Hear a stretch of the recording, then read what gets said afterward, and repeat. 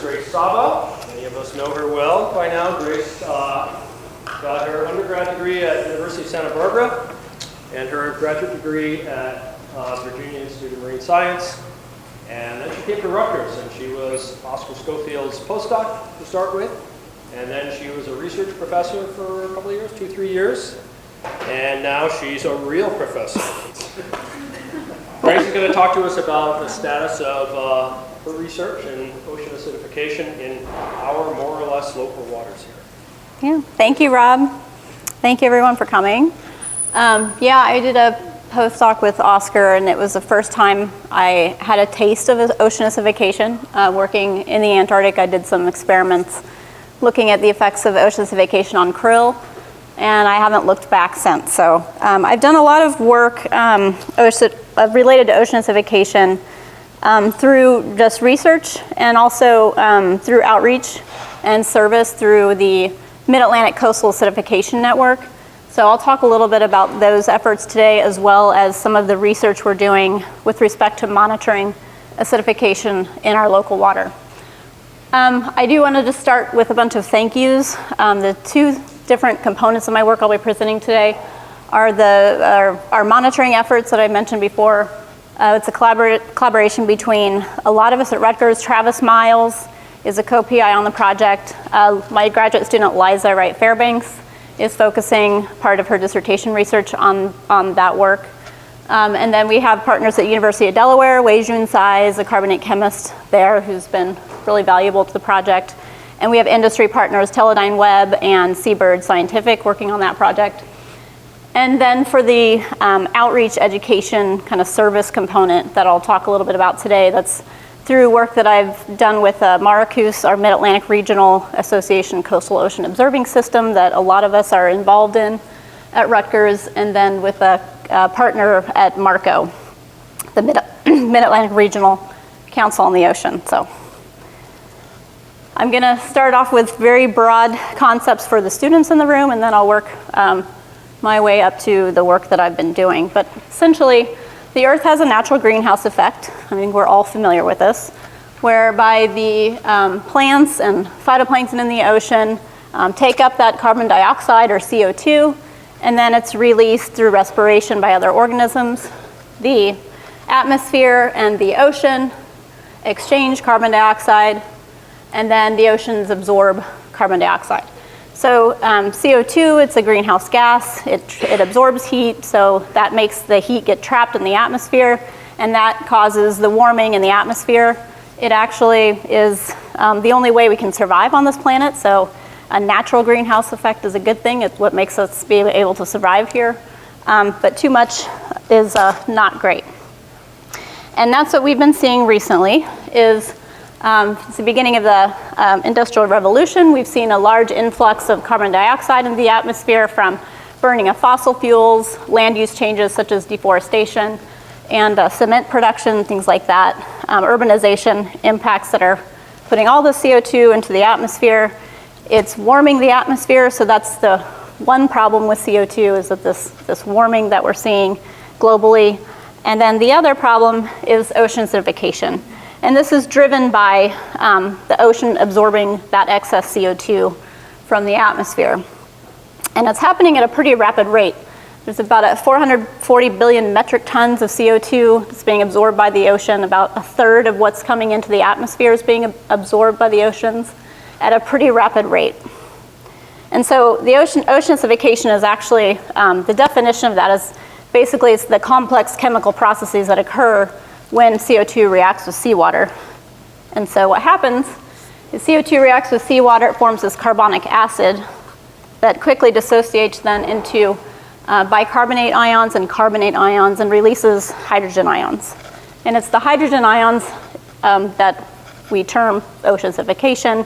It causes that decrease in pH, which is a measure of the negative log of the hydrogen ions. And so a decrease in pH is an increase in ocean acidity. That's typically how we measure it.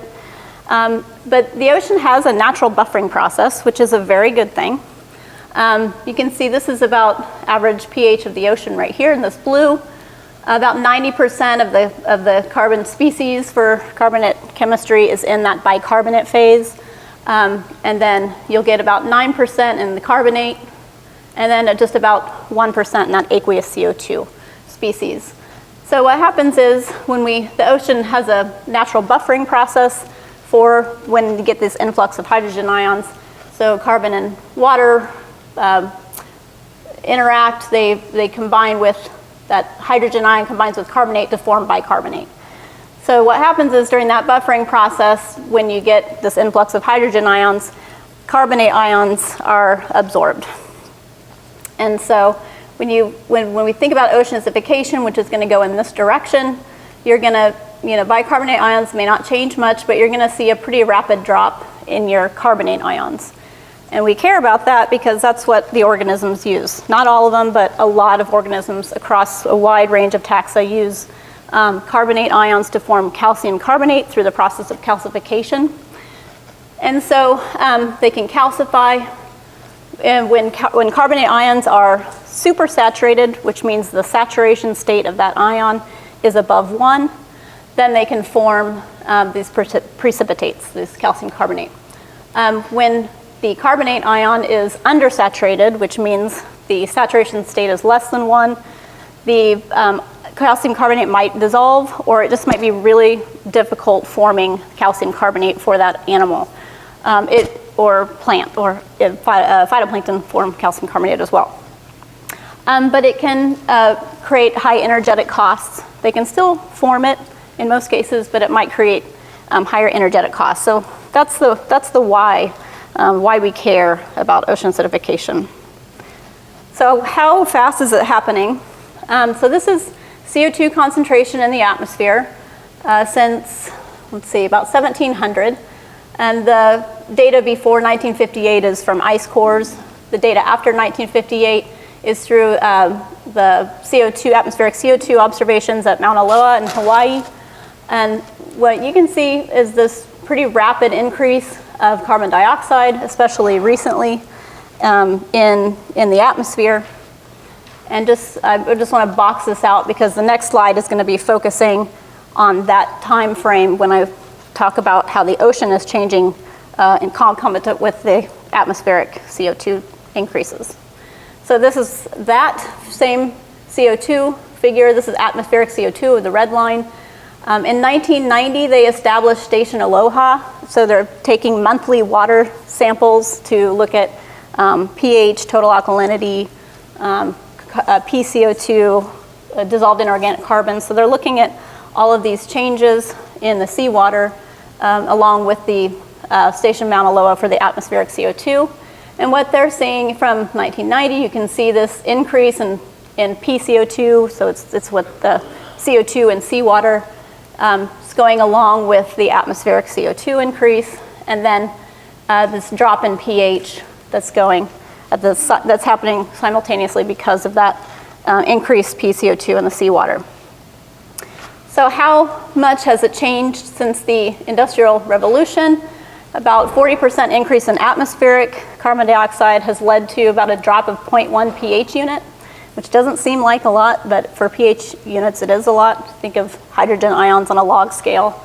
It's a pretty significant drop in pH. It's equivalent to about a 28% increase in ocean acidity since the Industrial Revolution. And we anticipate that these changes are going to continue. This is a figure showing modeled outputs and projections from the IPCC Fifth Assessment Report, looking at under different scenarios, how the global surface pH, how much they expect it to drop. And we're expecting, if business as usual cases, we're expecting about an additional 0.2 to 0.3 pH unit drop, which is equivalent to about 100 to 150% increase in ocean acidity since the beginning of the Industrial Revolution. So a pretty rapid rate of change. We haven't seen anything like that in the past 50 million years. So it's a pretty rapid rate of change that we're looking at. So I want to focus mainly on the Mid-Atlantic today. So globally, this drop in pH is happening. It's happening globally in our open ocean, coastal oceans. And then when we think of the Mid-Atlantic right here, what's driving, what ocean acidification processes are driving that in the mid-Atlantic? So this is looking at aragonite saturation. So again, remember if it's under 1, it's undersaturated. If it's higher, then it's supersaturated and we're all good. So the blue values are the lower saturation states. Those are the ones that we would be concerned about, although these are still, the ones shown in this figure are still over 1, so we're good there. But the point I want to get across is you can see that the higher aragonite saturation states are coming up from the south, and the lower values are coming from the north. And so the mid-Atlantic is situated in that area where there's all this interchange of water. So you're getting this warm, salty, well-buffered Gulf Stream water that can buffer pretty well against pH changes. So the pH is typically higher, the alkalinity is higher. And in the north, you're getting this Labrador sea slope water that's coming in that's naturally high in CO2. Just because it's cold, it's absorbing more CO2, it's fresher, and it's more weakly buffered. And so you're getting, depending on what sources and what the circulation is like in the mid-Atlantic, that'll drive these large-scale changes in ocean acidification in the mid-Atlantic. To what degree that happens, we still don't really know, and I'll talk about that in just a little bit. So ocean acidification is what I've talked about before, and since I started the talk. So that's essentially the absorption of CO2 into the ocean. But there's also coastal acidification that's driven by very localized impacts, things like nutrient runoff, pollution, other carbon coming into the system, things like nitrogen and sulfur that might absorb some of that alkalinity and make it less buffered. So there's a lot of different things going on locally that can really drive acidification in these systems. The mid-Atlantic being heavily, we have a lot of estuaries. We have major estuaries, major bays in the mid-Atlantic. We have this issue, and a very highly urbanized area is also contributes to some point sources and nutrient that can affect not only just the biogeochemical processes that are coming out through the estuaries and rivers into our coastal ocean, but also through biological activity. And so if you have all these nutrients coming in, the phytoplankton will take them up. It can be a big bloom, so things like eutrophication with those excess nutrients. The bloom will die off, it'll sink down, and as it's sinking, that organic matter is being remineralized, and all the CO2 is being respired by bacteria. So it enhances that ocean acidification impact, especially in bottom waters. So we care about that. We're starting to look at what those drivers are in the mid-Atlantic also. Here's one figure, just an example. This is Chesapeake Bay showing surface PCO2, and you can see in the fresher water of the main stem of the bay, the PCO2 is much higher compared to the lower bay where you're getting more ocean influence. And these rivers and estuaries are naturally acidic, and that's just due to all this organic material coming in, the sediments, high productivity causing high respiration, and lower buffer capacity with the fresh water coming in. But these areas are really important locally because they're where these important shellfish are. So all the aquaculture facilities, the hatcheries are in these systems. So that's another reason why we care. But the animals don't really care where the sources are coming from. So in the mid-Atlantic, depending on where you are or season or any kind of episodic event, some areas might be dominated by ocean acidification while others might have a really strong influence from this coastal acidification that could be happening. But the animals, again, they don't care what the driver is. They just care if it's happening. And it's those animals that really provide the link between people, so us, and coastal acidification. So we expect biological changes to occur with these acidification events, and that will impact society through economic losses, job losses, and so that kind of spurs that action. So what are we going to do about it? What can we do about it?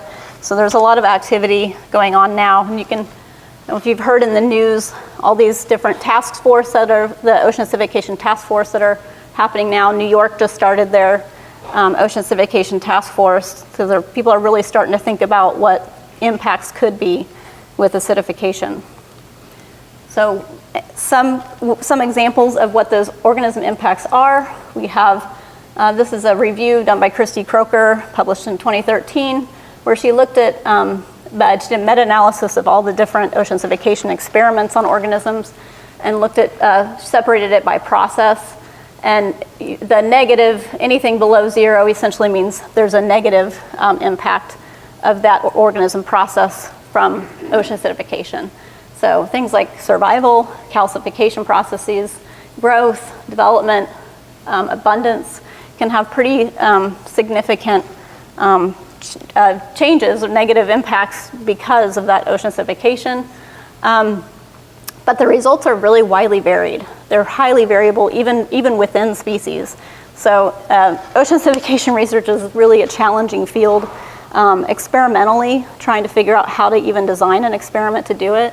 But we also don't know what the natural environment is like for an animal to design better experiments that mimic that response. So there's still a lot of work to be done, but in general, we've seen pretty significant negative results for certain species and specific processes that can be impacted more than others. It's not reported on here, but there's also been negative impacts seen with reproduction, olfactory, so your sense of smell. Sharks, for instance, can't find prey under ocean acidification scenarios. There's odd behavior, effects to swimming ability, so there's all sorts of things that can be impacted. These are mainly impacted in the fin fishes and the sharks. Obviously not a direct calcification impact on these organisms, but physiological impacts on those types of organisms. And those can lead to things like impacted biotic interactions, so food webs, predator-prey interactions, pelagic benthic coupling, and then up to your whole ecosystem impacts. So how those are really hard to measure and hard to analyze with respect to how ocean acidification is going to impact a whole ecosystem, but we're trying to get there. And we also still don't know a whole lot about the capacity for animals to acclimate and adapt. So that's a big question mark, and there's a lot of research going into that right now. So we can better figure out how will they respond? Will it be as drastic as we think it might be just based on past experiments? And then leading up to the economy. So this is really the why we care. We have a lot of revenue coming in from commercial fisheries in the mid-Atlantic. Shellfish represent about 75% of that. So we're really concerned about that just because shellfish have that calcification process that's really directly impacted by acidification. So there's a lot of effort now going into doing these economic scenario analyses and vulnerability assessments to start including acidification so that we can get a better idea of how acidification might interact with things like temperature, dissolved oxygen, overall on these populations. So what we've found through this work, though, is that we have pretty significant research gaps. This is just one example of the research gaps we have. This is a table that I put together for a review paper that was looking at ecological impacts in the mid-Atlantic.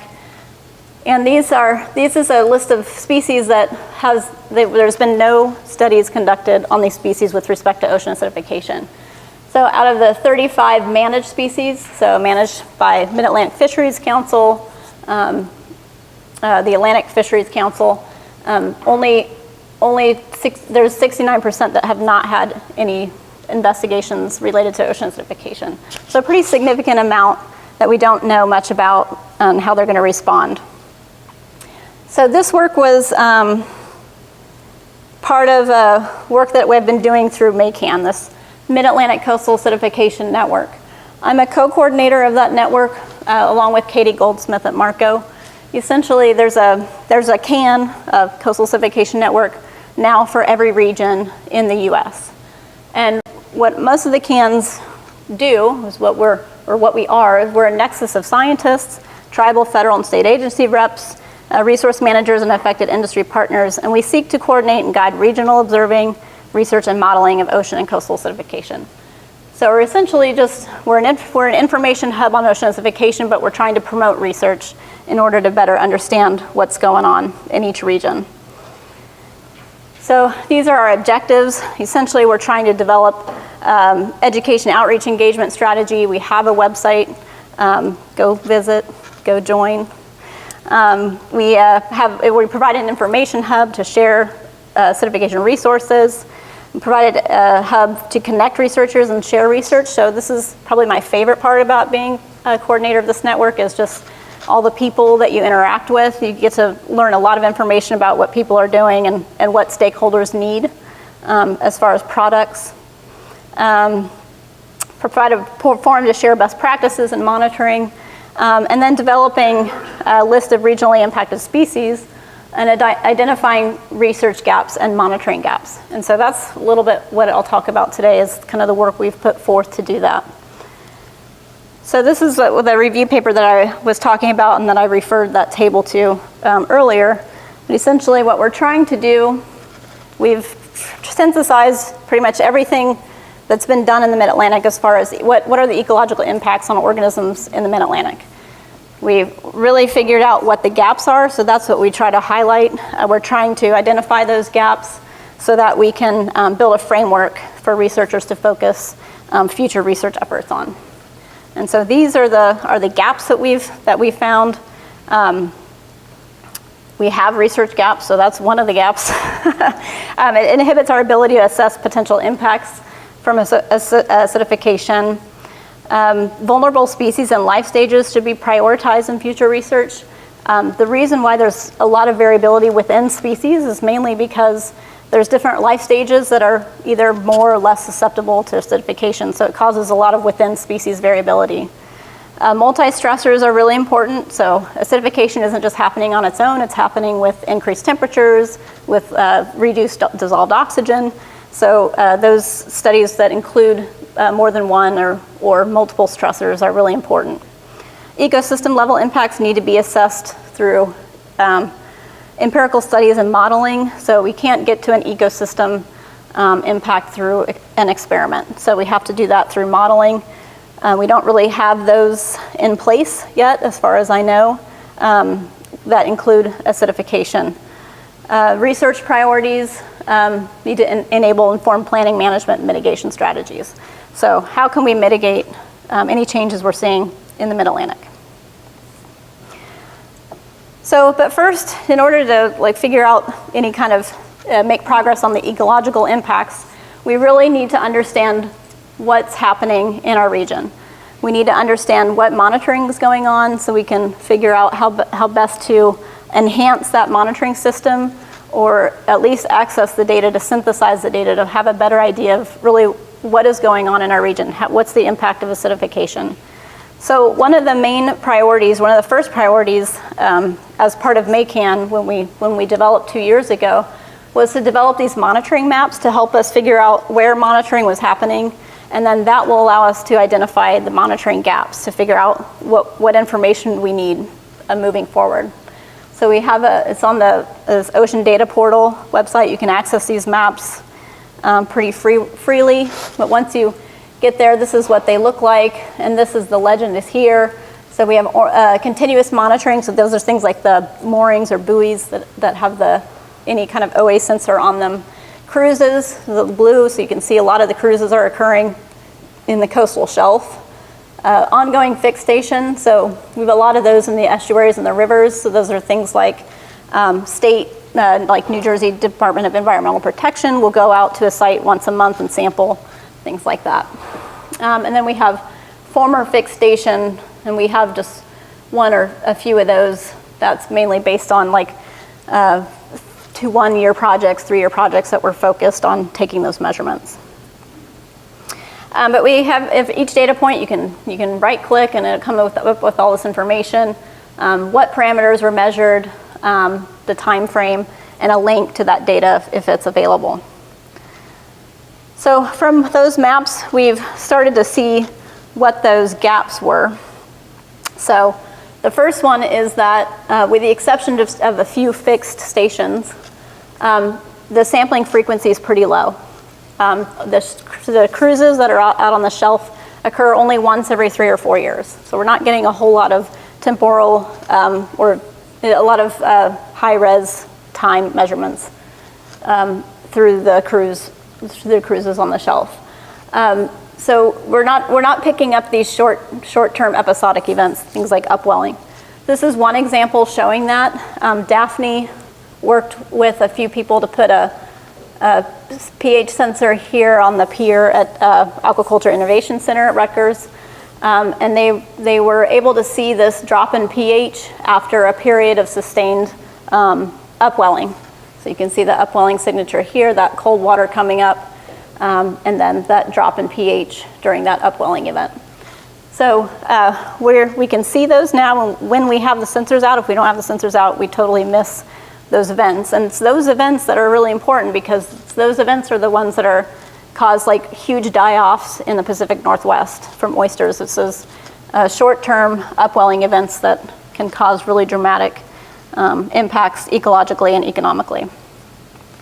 Another gap that we found was this, only one carbonate system is typically measured. It's typically pH.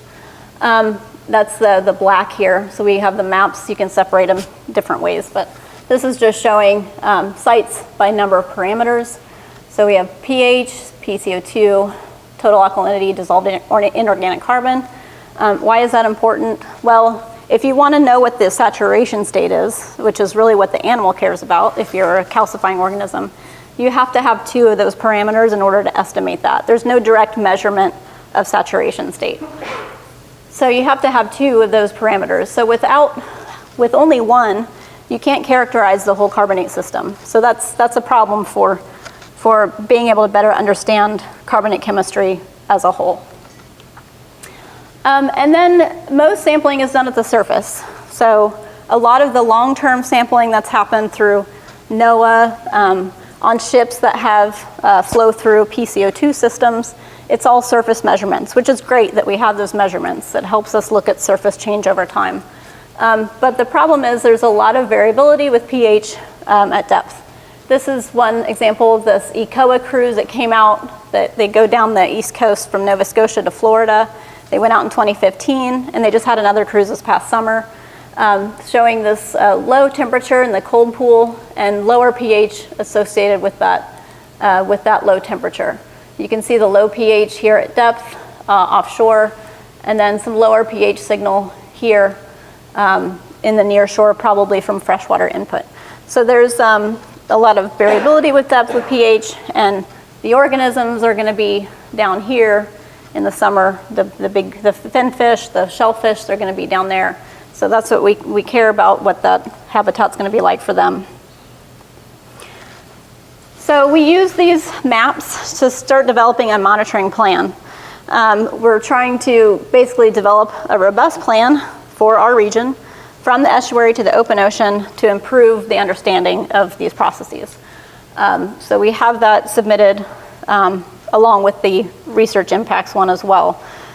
But the gaps that we're trying to fill here are that we need to fill these spatial and temporal gaps. There's just not very much data. We're trying to leverage existing infrastructure to increase the measurements. So we're doing that because it's expensive. That's what it comes down to. It's really expensive to have equipment out in the water. It's expensive to take a ship out in the water.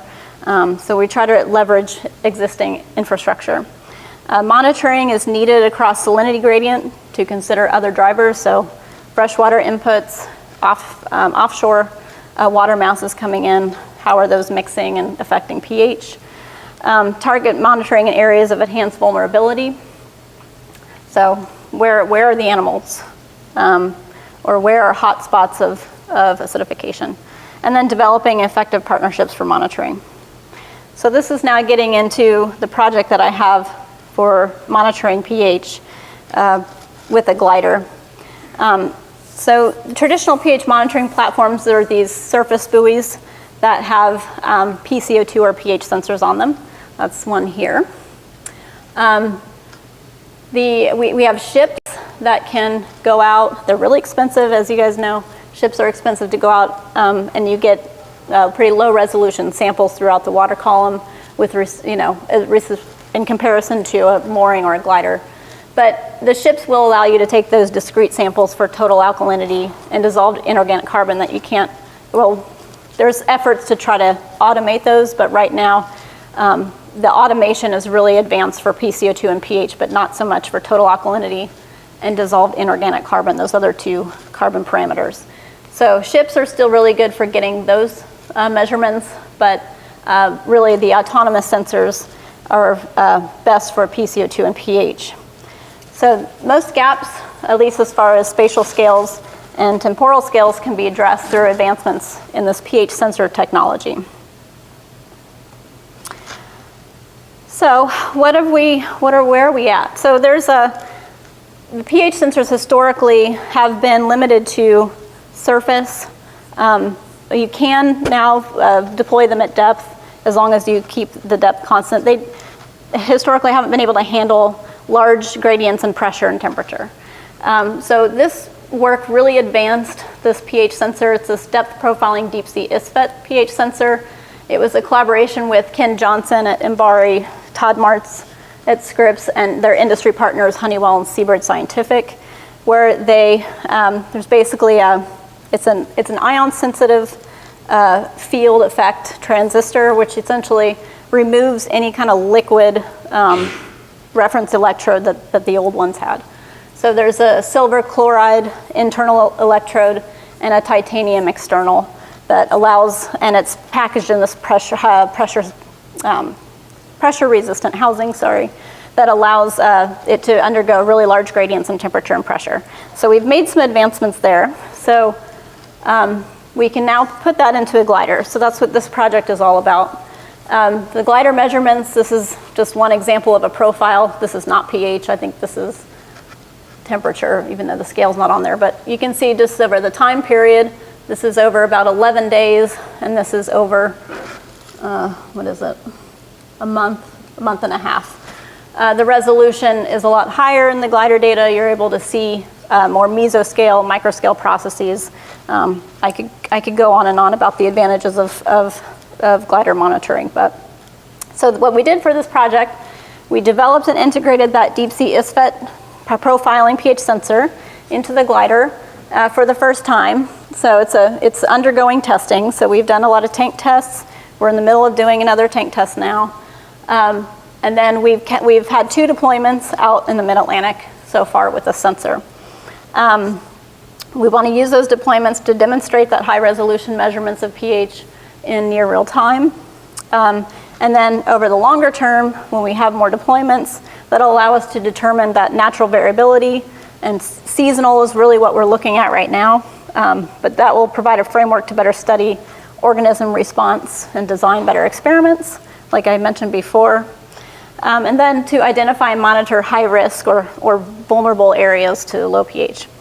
And then eventually, we want to get to the last part, which is enable better modeling and management of these habitats. So how did we do this? We integrated the sensor. We worked with Seabird Scientific and Teledyne Webb. They were our industry partners on this. They modified that ISFET profiling sensor into a pump CTD system for the glider.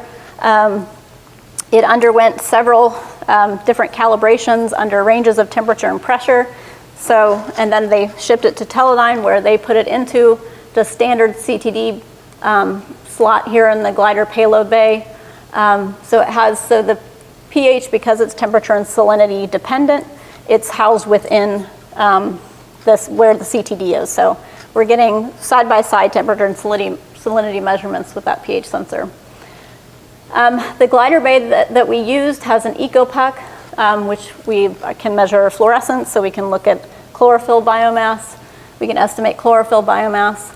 And then we have an Andera optode to look at dissolved oxygen. So we have one glider that can measure temperature, salinity, pressure, pH, and along with other variables like dissolved oxygen and chlorophyll. So we can start looking at how perhaps biology might impact pH and things like that, how pH and dissolved oxygen are correlated.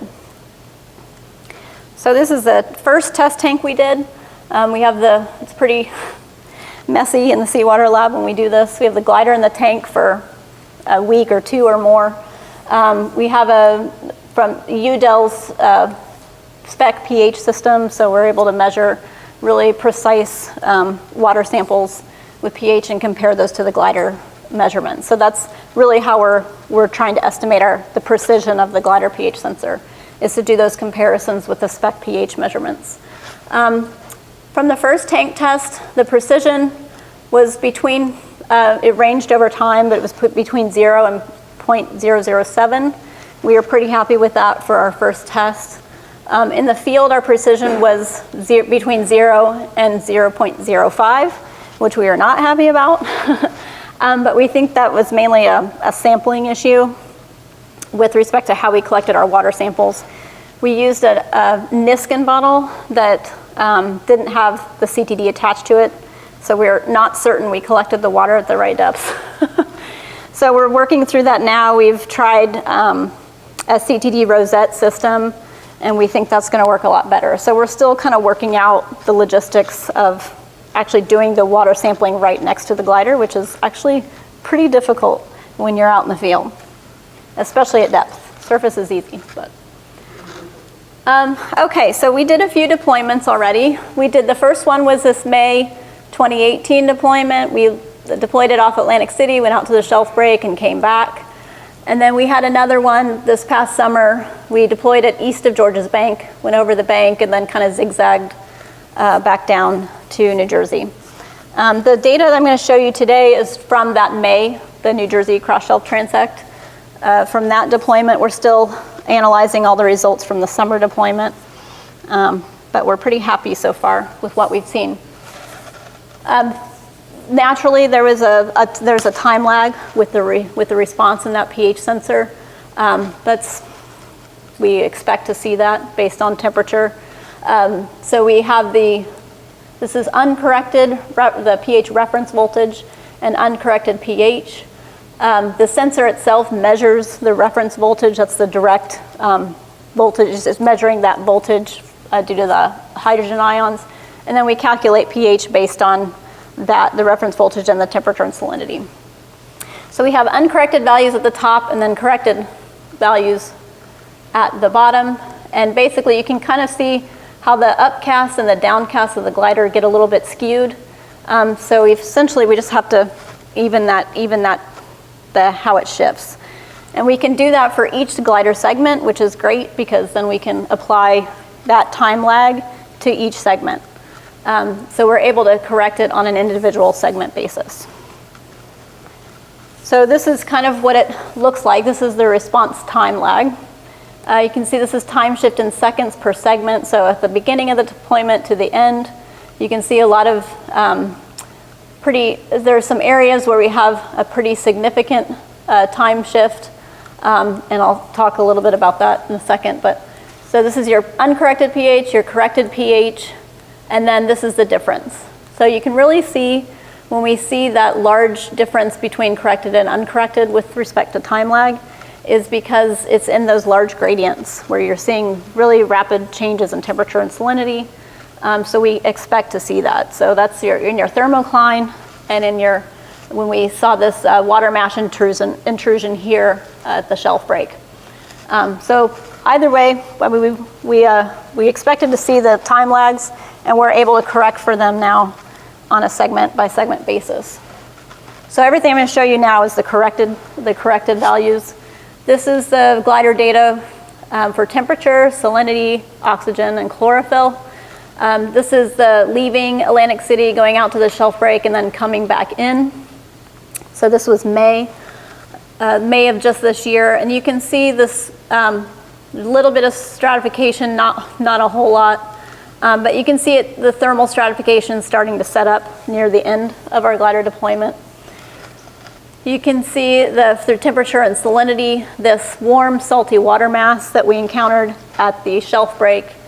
And then at the end of our deployment, you can see this, we had a pretty high precipitation event. Anybody remember how rainy May was? We can see that in the glider signal right here with the lower salinity.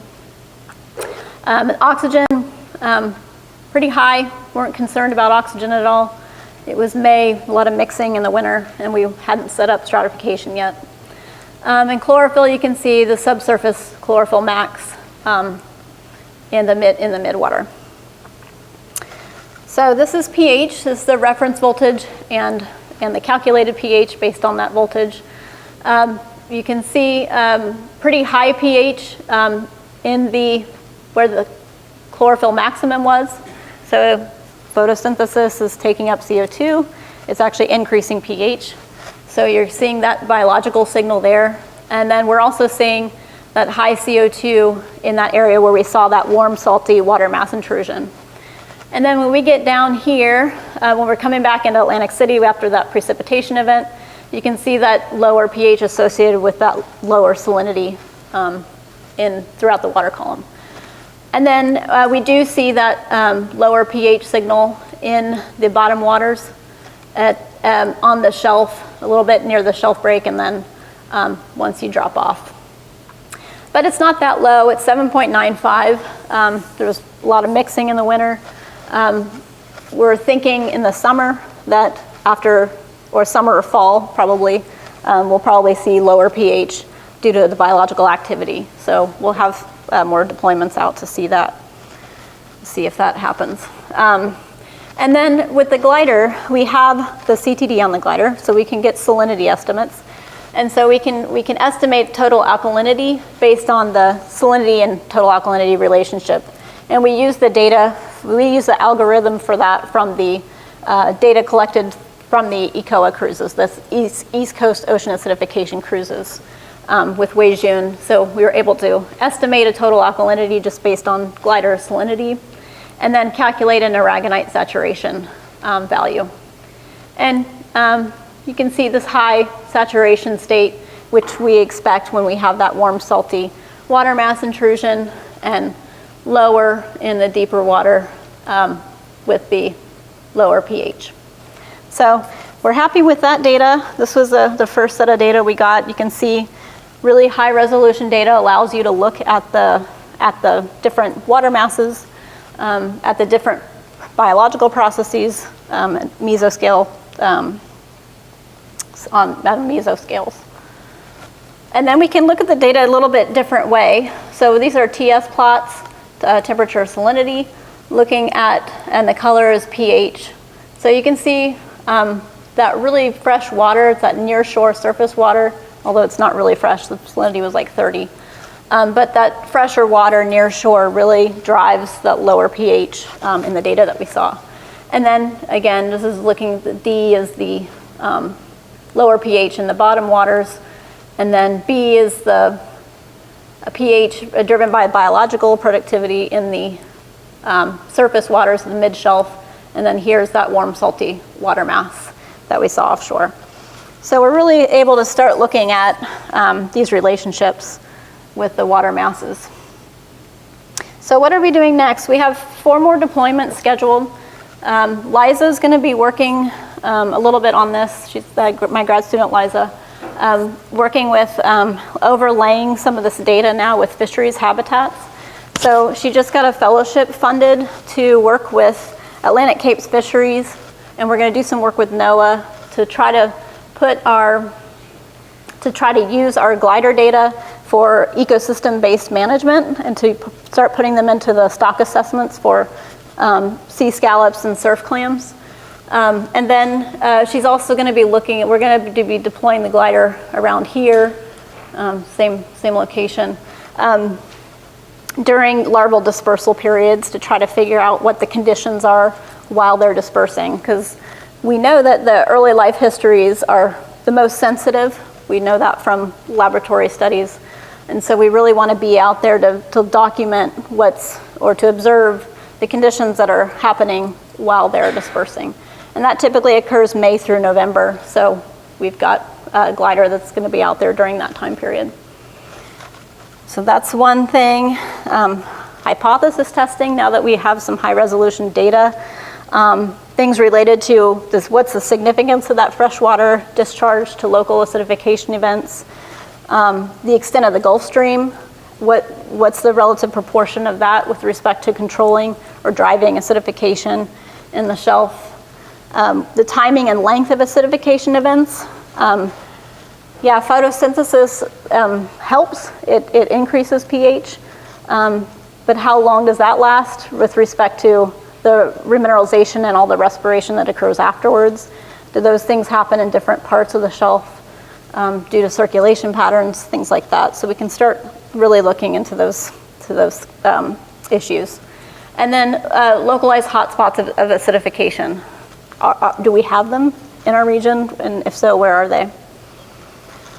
And then model development, which is something that we need for our region, especially when it comes to our stakeholders, our industry people that want to know if there's going to be acidification.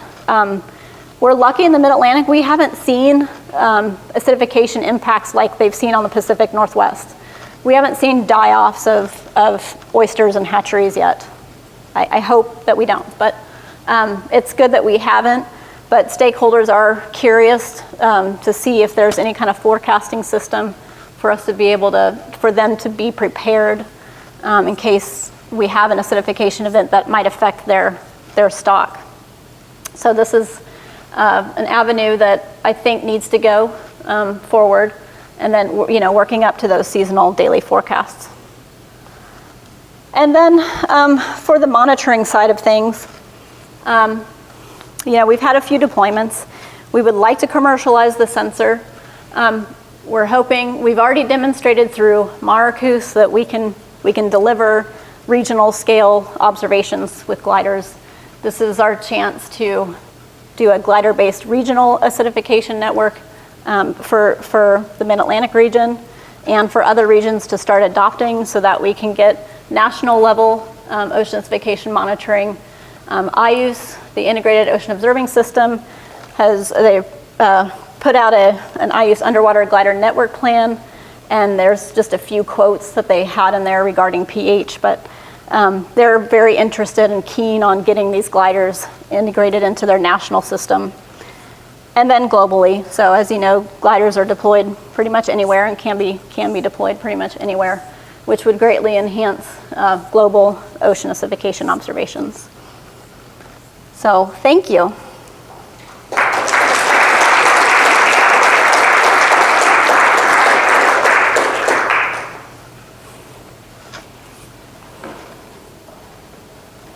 Questions? Yes? How does acidity affect the fish? Different ways. So it can impact ion imbalance because they're water breathers. So they're bringing in water through their gills that has higher hydrogen ions, for instance. It can impact things like ventilation rates, protein synthesis. So physiologically, it can impact quite a few things. The most recent thing that they're finding pretty much across all finfish and sharks is this neurotransmitter issue. So this hydrogen ions coming in, and it's interfering with the GABA A neurotransmitter, which helps them control their movements, their olfactory. So it helps them control a lot of different processes. So that's one that they've kind of started to see that's pretty constant, or it's the same response throughout most of the finfish and shark elasmobranch taxa. So no calcification, nothing direct like that, but a lot of indirect physiological issues. Yeah. What does the deployment actually look like in terms of duration and how quickly you can cover ground, and does it have to, how long does it take to get to depth? Yeah. The glider, we deployed that May deployment that went all the way across the shelf and back. That was a 3-week deployment. The one that went from Georges Bank down, that was 2 months? 2 months. Ask our glider tie, I don't remember. I think it was about 2 months. And we have different batteries that we can use for the different deployments. The shorter ones, we can use alkaline batteries, which are cheaper. And the longer ones, we run on lithiums. You can run those up to 60, 90 days, or if you're Scott Glenn for a year or 2 or 3. Yeah. So following up that question, do you have any knowledge of how oceans are drifting? That's something we don't know yet. We did have a biofouling issue on our longer deployment. We deployed it off of George's Bank, and it ran across the bank, and then we zigzagged down. And when we went south of Long Island, we hit a warm core ring, and the glider kind of got stuck there. We couldn't fly the glider out of it for about 5 days, and then we expected that there'd be biofouling on the sensor. So we actually rendezvoused the glider out of Long Island at the end of July in the middle of that deployment, and there was a lot of biofouling on the sensor. So we're analyzing that data now. We cleaned it and then redeployed it.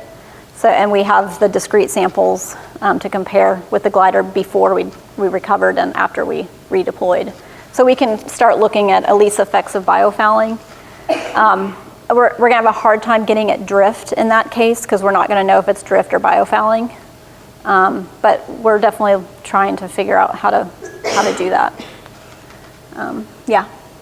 I have a comment and a question. One comment is that you talk about ocean acidity. The ocean is alkaline, so I know it's pretty drama today, but Yeah. issues it's still. There's a lot of debate on whether that term was a good one. Yeah, but the question, well, I think we have to be. Anyway, my question is, there are some mollusks, like I think Mytilus, that has mixed mineralogy, both aragonite and calcite. And I mean, Judy probably knows more than I do, but there was a debate in the literature years ago what controlled the relative ratio when they calcify or precipitate aragonite and calcite. I think Levenstein many years ago claimed that the seasonal temperature, I wonder if it's now maybe related to pH. Seems that you're not aware, but that's... It's possible. So aragonite is, so there's 2 forms of calcium carbonate. There's calcite and aragonite, and their structures are different, but they're still both calcium carbonate. Aragonite, the way the structure is, it makes it more vulnerable to acidification. It'll reach, at the same pH and same carbonate chemistry, it'll reach saturation, under saturation faster than calcite, if I explain that correctly. So aragonite, organisms that form aragonite are more sensitive to ocean acidification. They're going to dissolve first in an acidification event or over time. So it's possible. I don't know much about organisms that have both. Huh? Everyone. I know a little bit about that. Yeah. It So would be interesting actually as a model system maybe to look back in time. Probably there are a collection of some of them, whether the relative ratio is changing. That will give you some idea of their ability, because some of them can change mineralogy. It's a long debated on geological timescale, not the media that we right. do. Oh, that's interesting. That would be a good way to acclimate.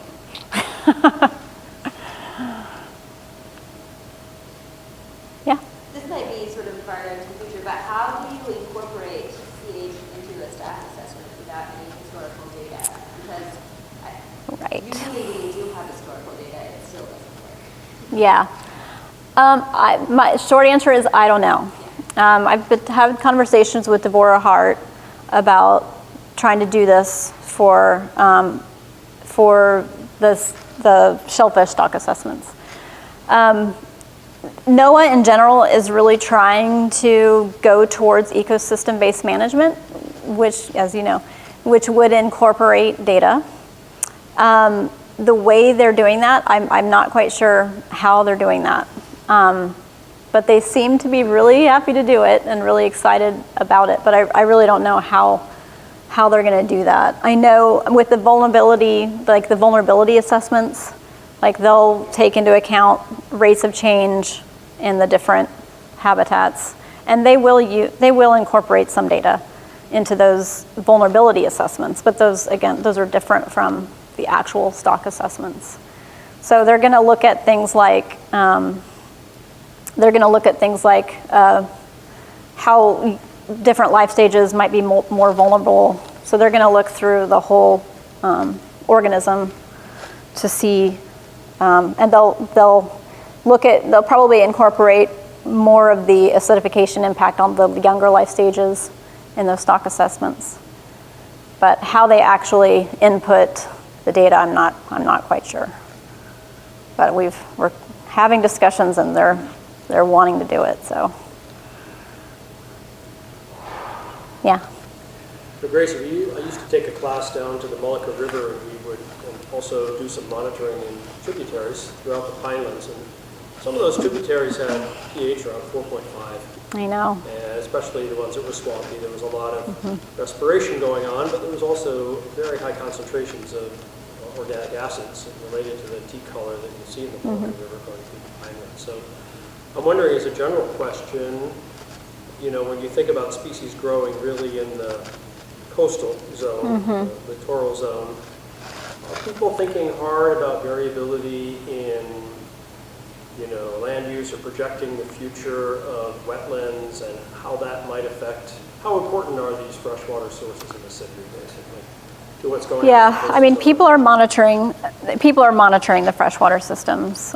So there's quite a bit of monitoring in the Mid-Atlantic and nationwide in rivers and estuaries with respect to ocean acidification or just pH. It's mainly pH.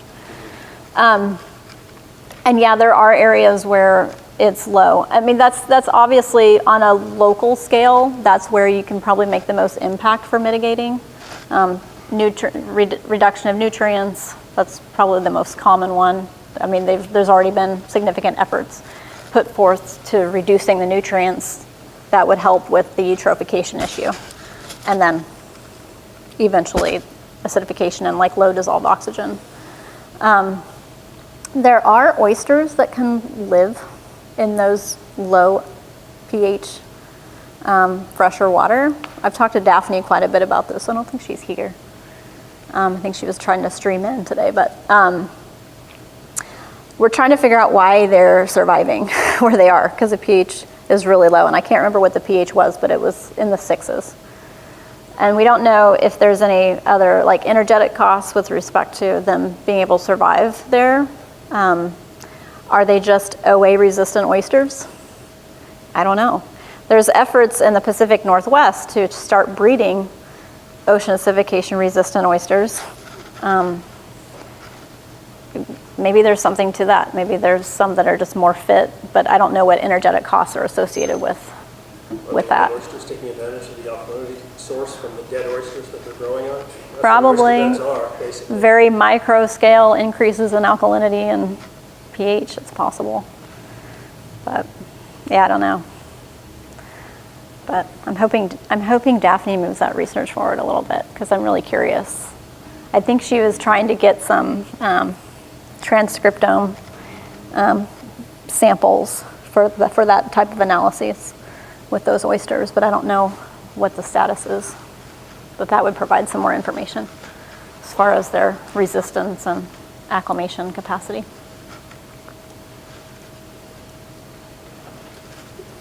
thanks very much.